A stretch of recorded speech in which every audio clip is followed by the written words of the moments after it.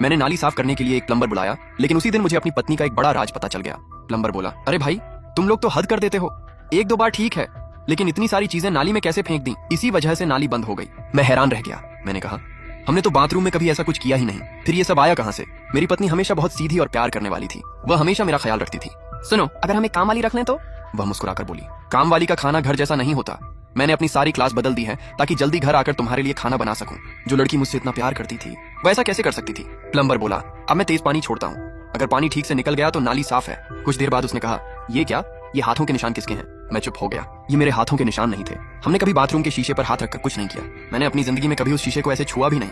मुझे याद आया, जब भी मैं अपनी पत्नी के करीब जाता था वह शर्म से लाल हो जाती थी, सिर्फ थोड़ा सा प्यार दिखाने पर भी। फिर वह बाथरूम में ऐसा कैसे कर सकती थी?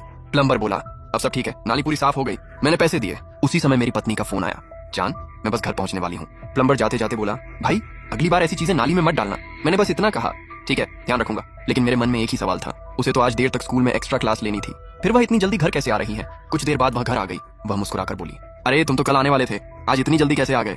खाना खाया?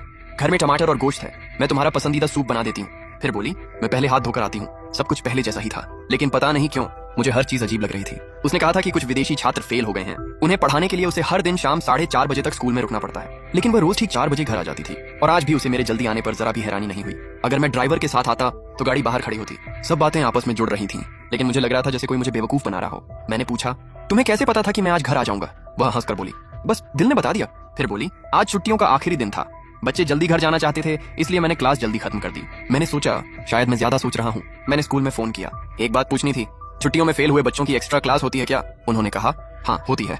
मुझे थोड़ी राहत मिली, लेकिन फिर उन्होंने कहा, वैसे आपकी पत्नी उन टीचरों की लिस्ट में नहीं है, वह तो छुट्टी पर है। ये सुनते ही मेरे पैरों तले जमीन खिसक गई। रात को खाना खाते समय मैंने पूछा, तुम खुद क्यों नहीं खा रही?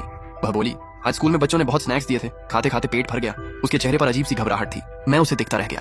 फिर मैंने उसके फोन में कुछ मैसेज देखे, हर एक मैसेज मेरे दिल पर चोट कर रहा था। अब सब बातें समझ आने लगी। वो हाथों के निशान, वो झूठ, वो अजीब हरकतें, सब कुछ। उस रात मैं बिल्कुल नहीं सो पाया। पुरानी सारी यादें बार बार मेरे सामने आ रही थी। वह मेरी पत्नी बनी, उसने मेरा ख्याल रखा, मेरे लिए खाना बनाया। सब लोग कहते थे कि मेरी किस्मत अच्छी है, लेकिन सिर्फ मैं जानता था वह मेरे लिए कितनी खास थी। अगर सच में उसे किसी और से प्यार हो गया है तो बस एक बार सच बोल दे, मैं खुद उसके रास्ते से हट जाऊंगा। मैंने अपने दोस्त से कहा, एक IP एड्रेस पता करो, मुझे जानना है ये किसका है। कुछ देर बाद उसने कहा, ये तुम्हारी पत्नी के कॉलेज के एक विदेशी छात्र का है, उसका नाम चेंचे है। मैं खुद को ही दोष देने लगा। शायद मैं काम में इतना व्यस्त हो गया था कि उसे समय ही नहीं दे पाया। शायद गलती मेरी ही थी, लेकिन आज इस कहानी का आखिर होगा। मैं सीधे कॉलेज पहुंचा। मैंने पूछा, क्या चेंचे इसी क्लास में है? एक छात्र बोला, हाँ, लेकिन वह अभी अंदर है, उसकी प्रेजेंटेशन पूरी नहीं हुई थी, इसलिए प्रोफेसर सू ने उसे रोक लिया है।